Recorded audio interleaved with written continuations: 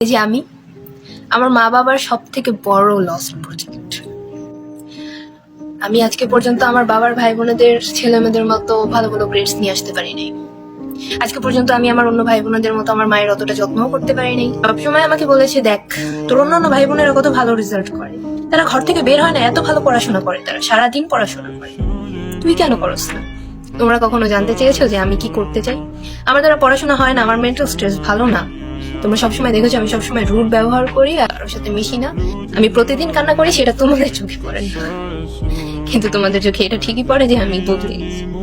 কখনো জিজ্ঞাসা করেছো যে আমি কি করতে চাই? বলেছো তোর দ্বারা পড়াশোনা হয় না, তুই যেটা করতে চাস আমাদের বল, আমরা তোকে সাপোর্ট দেবো, চেষ্টা কর।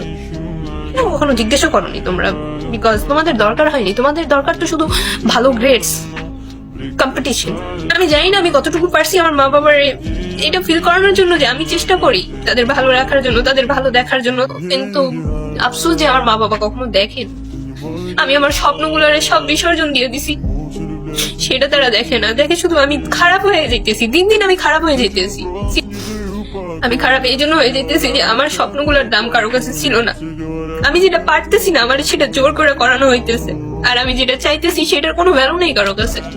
আমি জানি আমি খারাপ মেয়ে, আমি মানতেছি আমি খারাপ মেয়ে। তোমরা ভালো তো, তোমরা ভালো থাকলেই হবে। আমি খারাপ ম্যাটার করে না, আমি জানি আমি খারাপ, আমি অনেক খারাপ। Thank you.